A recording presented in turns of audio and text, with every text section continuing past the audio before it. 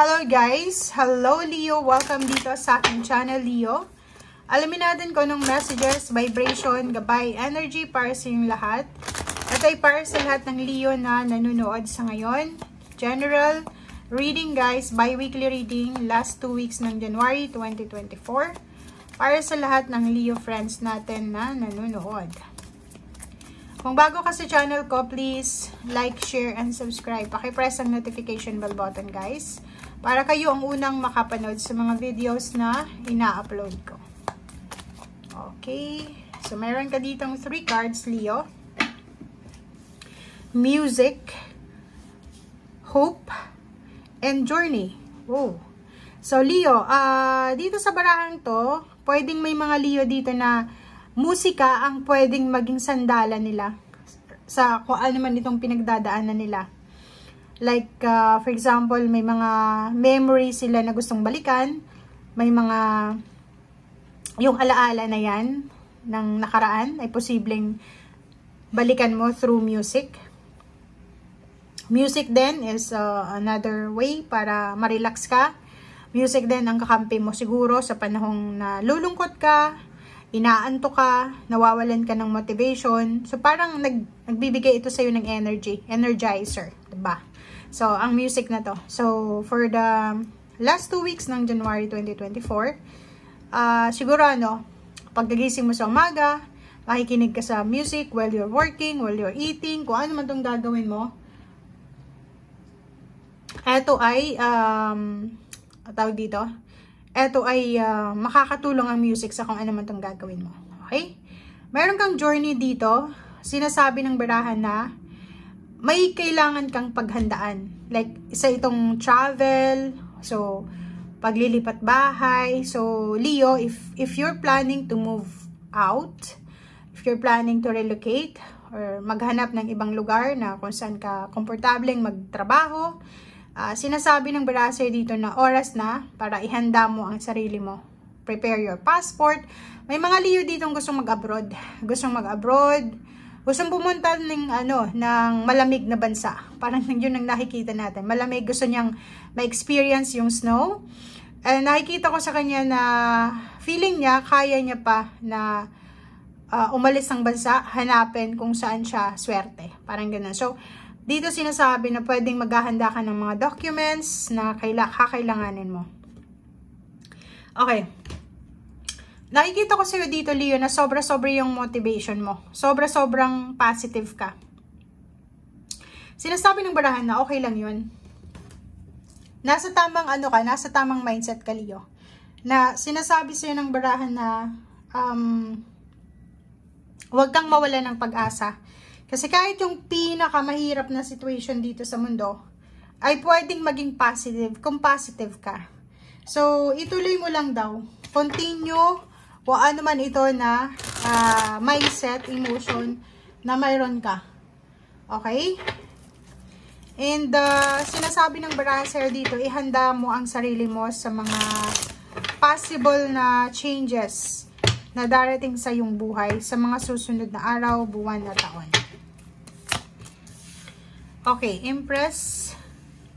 Okay, so yun, Leo, ang nakikita natin dito is sobra-sobra yung motivation mo dito. May Knight of Earth ka, so may darating na pera dito. May darating na pera na etong perang ito ay pwedeng magdala sa'yo ng abundance and prosperity. So, isang decision making ang gagawin mo, Leo, na posibleng magbigay sa'yo ng sobra-sobrang blessing, sobrang prosperity and abundance. Ang nakikita ko sa'yo dito, yung isa na Leo dito is yun, aalis siya sa lugar kung saan siya nandoon sa ngayon. And then, sa lugar na pupuntahan niya, doon siya magsisimula. Doon niya hahanapin yung prosperity and abundance. Doon siya magsisimula na mag-ipon. Doon siya magsisimulang baguhin kung ano man itong kailangan na baguhin sa kanyang buhay pinansyal. Ang galing ng baraha mo. Ang dami ditong balita, guys. Sobra-sobra yung motivation mo. Sobra din na balanse. Sa mga Leo dito, nako. Kung makikita yung baraha nyo dito, sinasabi ng barahan na sobra kang inspired. sobra kang determinado, sobra kang motivated. May faith ka din sa sarili mo na lahat ng wishes mo ay matutupad mo. So parang feeling mo, abot kamay mo na yung pangarap mo. Feeling mo, yun, positive. Sobra kang positive. And dito sinasabi ng barahan na kailangan natin na kontrolin ang ating emosyon. Self-control. Kasi baka masobrahan ka sa expectation. Okay? Baka masobrang ka sa expectation, 5 of air yung mangyari sa'yo. So, if ever man na may plano ka na hanapin kung saan ka swerte, yun, mag-travel, relocation, baguhin kung ano yung usual na ginagawa, dahan-dahan lang daw. Okay? Dahan-dahan lang. And yung pagiging optimistic natin, walang masama doon. But make sure na balance yun. Kontrolado natin yung emosyon natin, pero hindi natin kailangan na kontrolin yung sitwasyon. Yung determination, motivation, and then yung inspiration na yan, sobrang napakaganda yan kasi malaking tulong yan talaga sa'yo para maabot mo yung pangarap mo. Kaso lang, para maiwasan natin yung mistakes, maiwasan natin yung mga panghihinayang, regrets, kailangan natin mag-expect lang ng realistic expectation. Lovers, nakikita ko sir dito, Leo, na posibleng may ikakasal. Wedding anniversaries, ikakasal, relationship, may mga magsisimula. Kaso lang, mayroong iba ditong Leo na hindi sila masyadong kontento sa kung anong relationship meron sila. Or pwedeng yung relationship nila wala namang problema. Walang problema yung relationship. But ang problem dito is may emptiness ka na nararamdaman. Yung parang feeling mo, wala namang problema pero may problema. Kailangan mo daw, kasi kung makikita mo to, contradict yung dalawang to 4 of water and 4 of fire. May iba ditong distracted, hindi masaya, hindi kontento. And may iba ditong Leo na sobrang masaya, sobrang kontento, ay nagse-celebrate. So comment down below kung nasaan ka dito. Okay?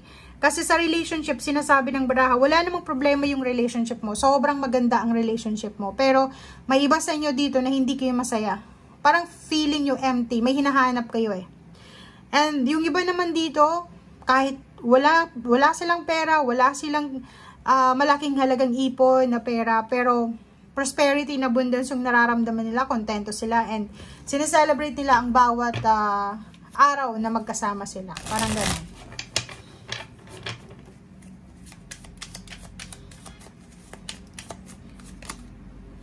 Okay, so nakikita ko sir dito na eto na yung simula ng sobra-sobrang pag-iipon.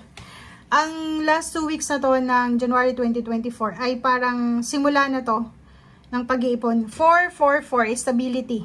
Eto na yung simula ng pagkakaroon mo ng stability, 'di ba? Magiging stable na kung ano ang unstable sa buhay mo. Kung hindi stable yung relationship, gagawa ka ng paraan para maging stable yung relation. If pera ito, gagawa ka ng paraan para maging stable yung pera. If family ito, gagawa ka ng paraan para maayos yung pamilya mo. So, nakikita natin dito na nasa yung kamay. Diba? Same as the Aries, nakikita natin na nasa kamay mo kung